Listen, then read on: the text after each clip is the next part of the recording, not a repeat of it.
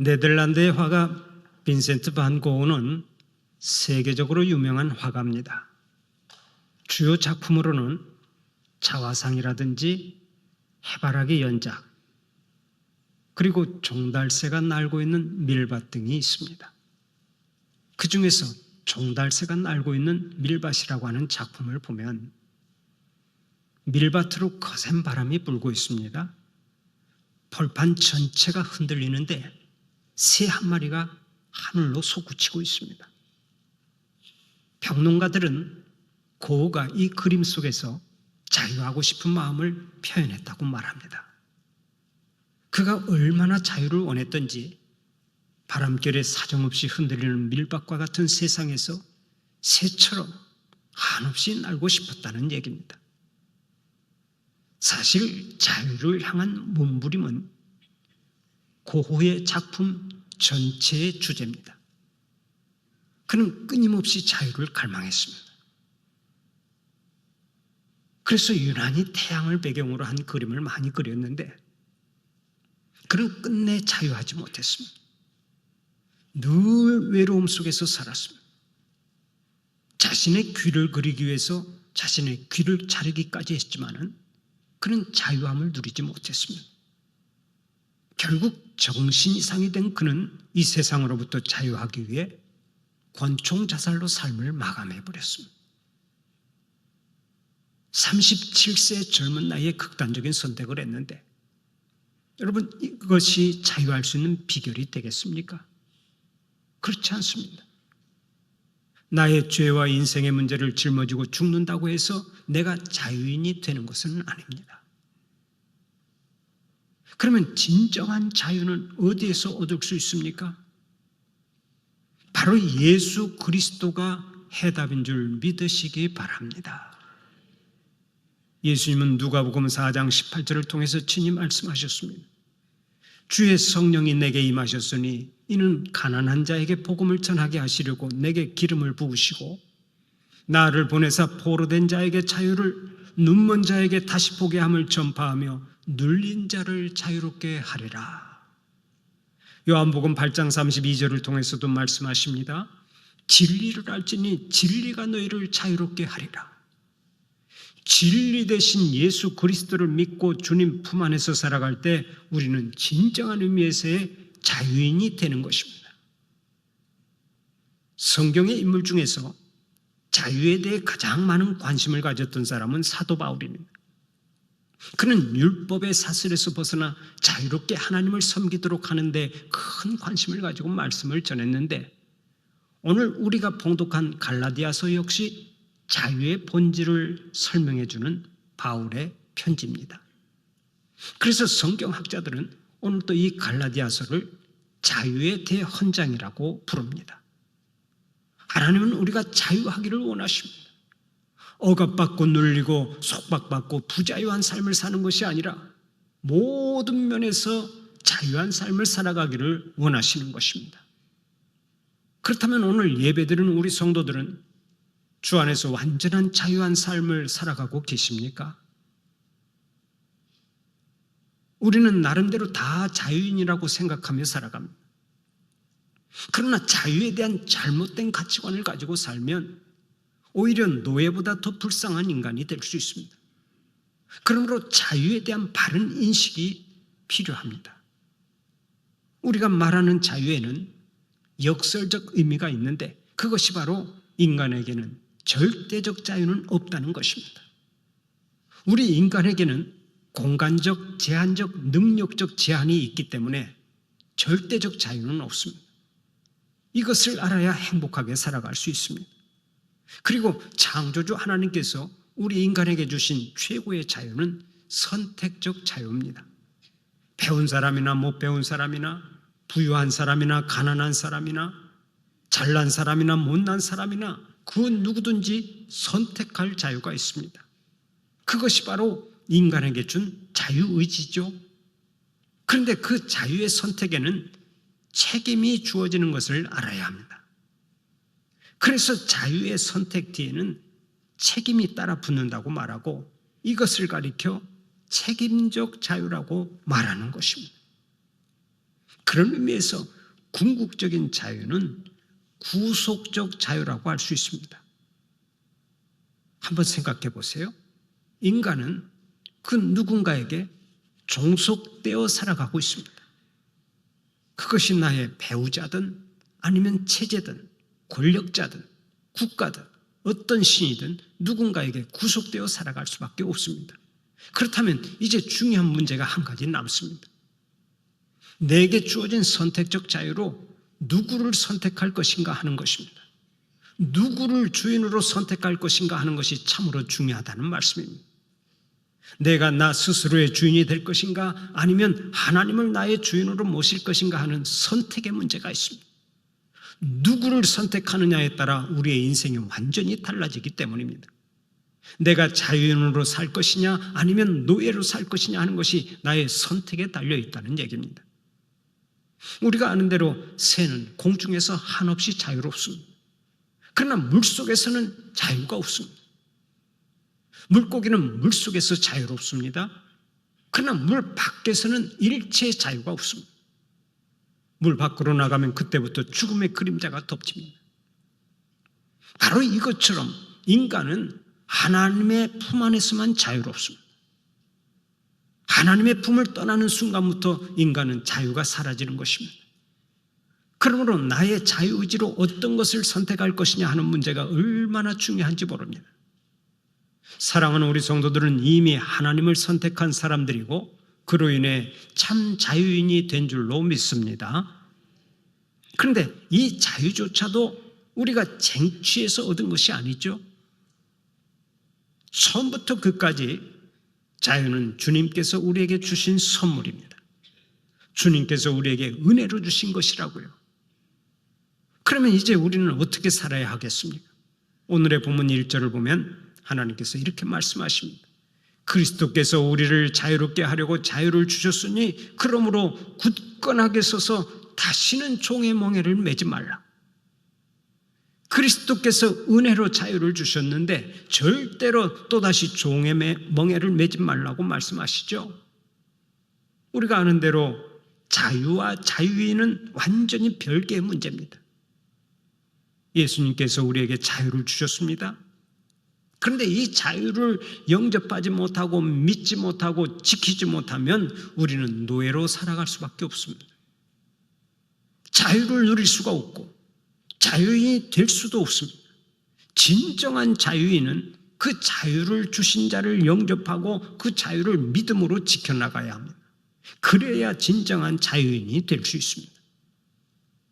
하나님께서 태초에 천지를 창조하시면서 우리 인간에게 자유의지를 주셨습니다. 자유를 주셔서 하나님과 교제하며 행복하게 살 권리를 주셨던 거예요. 그런데 우리 인간이 타락해서 하나님을 거절했죠. 제한적 자유를 거부하고 말았습니다. 스스로 하나님이 되고자 하는 욕망 가운데서 하나님의 뜻을 거절해버렸습니다. 그로 인해 어떤 결과가 찾아왔습니까? 자유는 있으나 자유인으로 살지 못하는 불행이 찾아오고 말았습니다. 자유한 것 같으나 죄의 노예가 되어 살아야 하는 비극이 찾아온 것입니다. 그런데 하나님은 사랑이십니다. 하나님은 우리를 불쌍히 여기셔서 아들 예수 그리스도를 이 땅에 보내셨습니다. 예수님은 이 세상에 오셔서 우리를 자유하게 하시려고 친히 십자가를 지셨습니다. 십자가에서 우리를 재창조하신 것입니다. 죄로 죽었던 우리를 다시 살리셨고 세상의 자녀된 우리를 하나님의 자녀로 회복시켜 주셨습니다. 죄의 종으로 살던 우리를 의의 종으로 불러주셨습니다. 완전히 자유하게 하신 것입니다. 이 놀라운 복을 은혜로 주셨습니다. 그러므로 이제 다시는 종의 멍에를 매지 말아야 합니다. 하나님께서 주시는 복을 복으로 받아야 합니다. 그런데 오늘의 본문을 보면 갈라디아 교회 교인들 가운데 잘못된 믿음 때문에 자유하지 못하는 사람들이 있었습니다. 주님의 위대한 대속의 사건과 거기서부터 주어진 놀라운 복을 제대로 인식하지 못하고 바르게 믿지 못하면서 여전히 죄의 노예로 살아가게 된 것입니다. 얼마나 미련한 인생들입니까? 주님께서 우리를 자유하게 하셨는데 여전히 율법의 노예가 되어 자유하지 못하고 죄의 노예가 되어 멍에를 메고 살았으니 비극도 그런 비극이 없는 것입니다. 기억하십시오. 우리가 참 자유인이 되려면 먼저 주님의 사랑을 믿음으로 받아들여야 합니다. 주님께서 나에게 은혜로 자유를 주셨다 하는 진리를 아멘으로 받아들여야 자유함의 복을 누릴 수 있는 것입니다. 주님은 생명을 내어주고 나에게 자유를 주셨습니다. 주님의 생명과 맞바꾸는 엄청난 대가를 지불하고 나에게 자유를 주셨습니다. 이것을 믿어야 참 자유를 누리고 자유인의 삶을 살아가는 것입니다. 이 은혜를 믿고 자유인이 된 사람은 절대로 과거로 돌아가지 않습니다. 죄의 노예가 되어 살지 않습니다. 그러나 이것을 믿지 못하면 언제든지 과거로 돌아가 또다시 죄의 노예로 살아갈 수 있는 것입니다. 이스라엘 백성들이 출애굽한 이후에 자유를 얻었습니다. 그렇게도 바라던 자유를 얻었어요. 그러나 그들은 자유인으로 살지 못했습니다. 조금만 어려워도 그들은 과거로 돌아갔습니다. 조금만 배가 고파도 과거로 돌아가고, 조금만 목이 말라도 과거로 돌아가고, 작은 시험 하나 만나도 과거로 돌아갔습니다. 차라리 애굽에서 노예 생활을 할 때가 좋았는데 이게 뭐냐? 모세여 우리를 애굽으로 다시 보내주시오. 이런 어리석은 백성들이 어디 있습니까? 결국 하나님께서 진노하심으로 그들은 약속의 땅 가나안에 들어가지 못합니다. 그렇게 고생하며 광야 생활을 했는데 가나안 땅에 들어가지 못하게 되었으니 얼마나 큰 비극입니까? 그런데 오늘의 본문에도 이런 사람들이 나옵니다. 모두가 예수 그리스도 안에서 구원받고 자유인이 되었습니다. 그런데 과거에 할례를 받은 사람들이 할례를 받아야만 하나님의 자녀가 된다고 우기는 것입니다. 그러다 보니까 세례를 받고 구원받은 성도들도 할례 받지 않은 것 때문에 찝찝하게 살았습니다. 그러자 바울이 본문 6절에서 이렇게 말합니다. 그리스도 예수 안에서는 할례나 무할례나 효력이 없으되 사랑으로서 역사하는 믿음뿐이니라. 그리스도 예수 안에서 자유한 자가 되었으니 이제 그 믿음 위에 굳게 서서 그것을 지키라는 것입니다. 그렇습니다. 그리스도 안에서 자유한 자가 되었으면 이제 과거에 종노릇하던 것을 깨끗이 청산해야 합니다. 모든 면에서 자유를 누려야 하는 것입니다. 그런데 우리들 가운데는 여전히 자유하지 못한 사람들이 많이 있습니다. 우리 성도들 가운데 결혼식을 앞두고 날짜를 받아오는 사람들이 있습니다. 점쟁이를 찾아가서 길일, 그 손 없는 날을 받아서 주례를 부탁하는 것입니다. 그때 목회자가 선약이 있어서 다른 날로 좀 바꾸라고 하면 절대로 양보를 하지 않습니다. 그때마다 우리 목회자들은 이렇게 생각합니다. 이 사람이 점집에 가서 날짜를 받아왔구나. 그날이 길일이라고 하니까 끝까지 그날에만 결혼식을 올리려고 하는구나. 다 그런 것은 아니지만 그런 사람들이 있습니다. 여러분, 이것이 얼마나 한심한 일입니까? 만복의 근원이 되시는 하나님께서 복을 주시는 것인데 이 사람들은 하나님과 귀신에게 복을 더블로 받으려고 하기 때문에 이처럼 부자유하게 살아가는 거예요. 우리가 예수 믿기 전에는 날짜 잡는 것을 귀하게 여겼어도 이제 예수의 사람이 되었으면 그것을 과감히 버려야 되지 않겠습니까? 그런데 과거의 습관을 버리지 못해서 오늘도 부자유하게 살아갑니다. 잘 기억하십시오.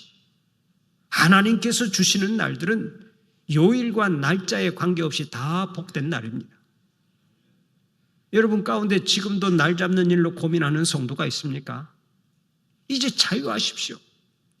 하나님 앞에서는 1년 365일이 다 복된 날입니다. 아무 날이나 잡아서 결혼하고 아무 날이나 잡아서 이사 가세요. 하나님께서 주신 날들은 다 좋은 날이고 다 복된 날입니다.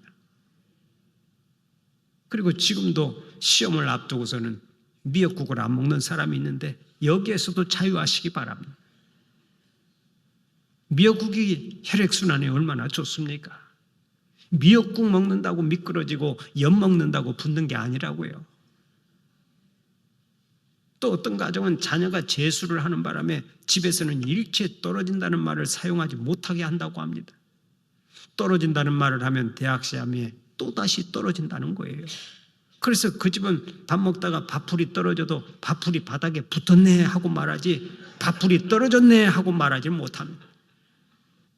하나님께서 우리를 자유한 자로 살라고 복을 주셨는데 그 복을 발로 차고 평생 부자유하게 살아가는 것은 비극 중에 비극이 아니라고 할 수가 없습니다. 우리나라가 일제치하에서 해방된 지 올해로 벌써 80년이 되었습니다. 그런데 아직도 해방되지 못한 부분이 너무나 많습니다. 자유를 얻었지만은 자유인으로 살지 못하고 식민지 문화에 깊이 젖어서 지금도 노예 생활을 하는 사람들이 많습니다. 그들이 누굽니까?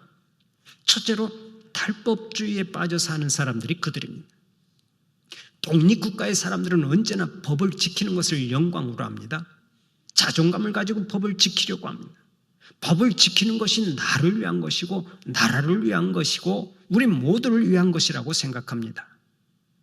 그러나 독립국가가 되었음에도 불구하고 어떻게 하든지 법에서 빠져나갈 생각만 하는 사람들이 있습니다. 고속도로를 달리면서 과속에 걸리지 않으려고 자동차 번호판에 이상한 것을 설치해서 탈법을 일삼는데 이런 것을 자랑으로 여깁니다. 잘난 체하고 똑똑한 척하며 자랑하고 다니는데 이것이 알고 보면 식민지 문화에서 나온 거예요.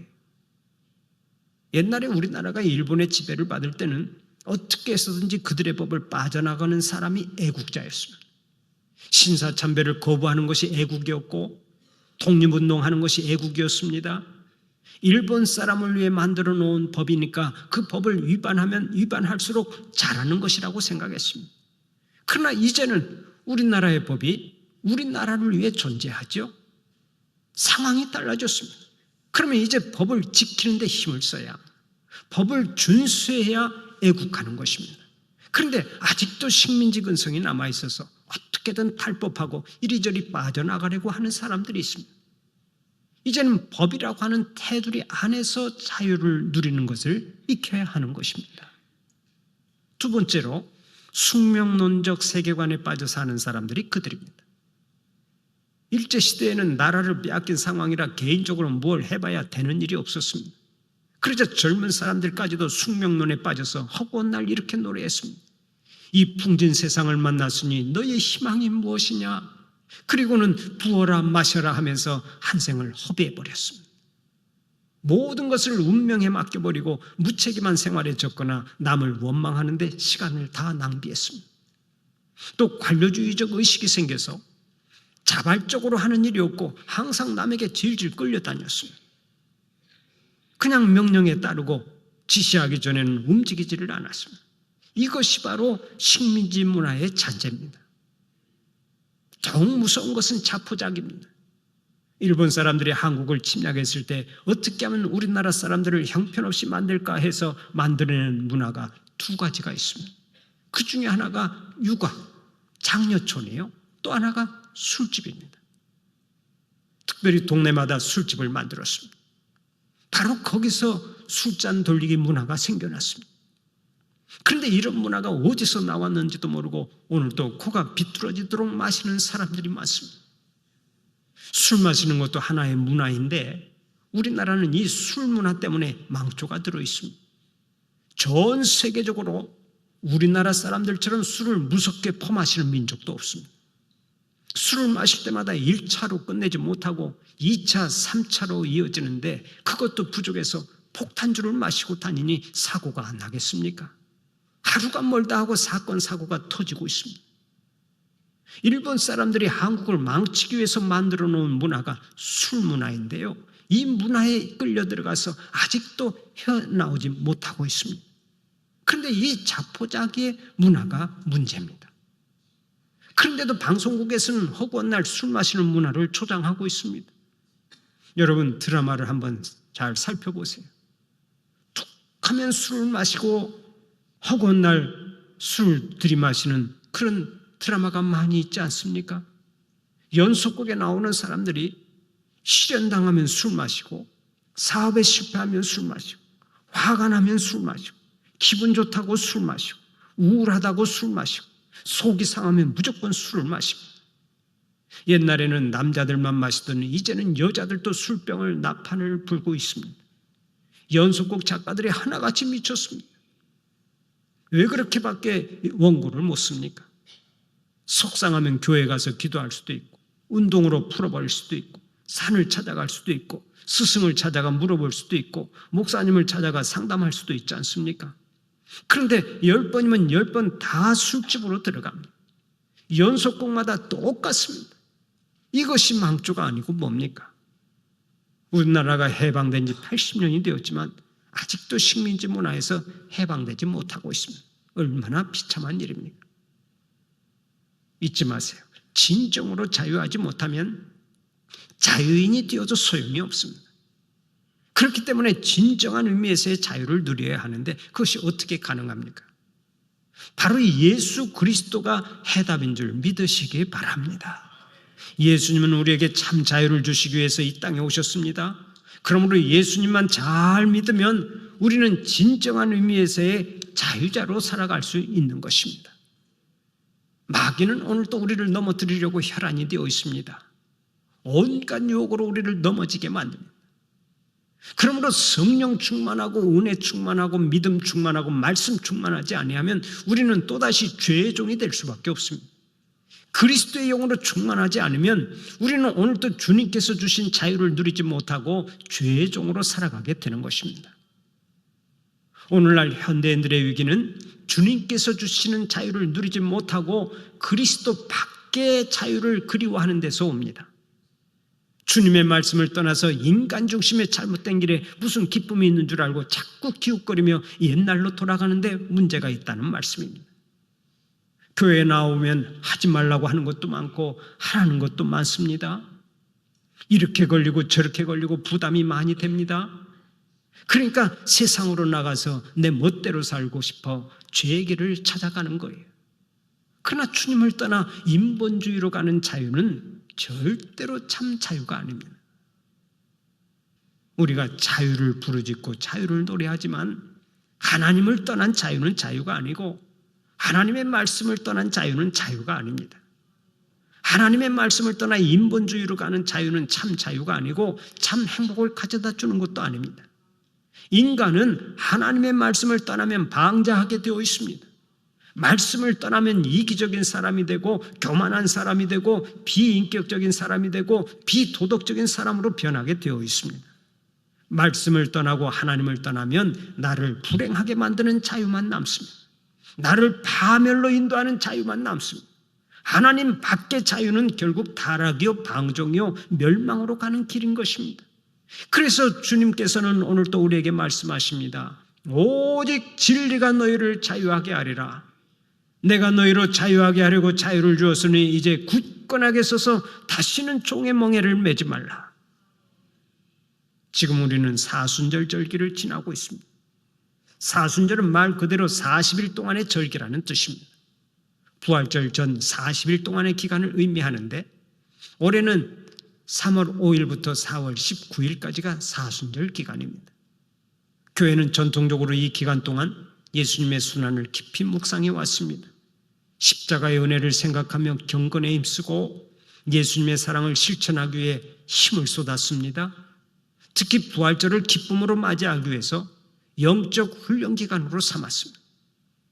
사랑하는 우리 성도들은 근본 사순절을 지나면서 십자가의 은혜를 깊이 묵상하고 경건 생활에 힘써서 주님의 사랑받는 제자들이 될 뿐만 아니라 주 안에서 자유한 자들로 살아가시기를 바랍니다. 우리를 자유케 하려고 이 땅에 오신 주님 품 안에서 언제나 자유한 자로 살아가는 복이 있기를 간절히 축원합니다.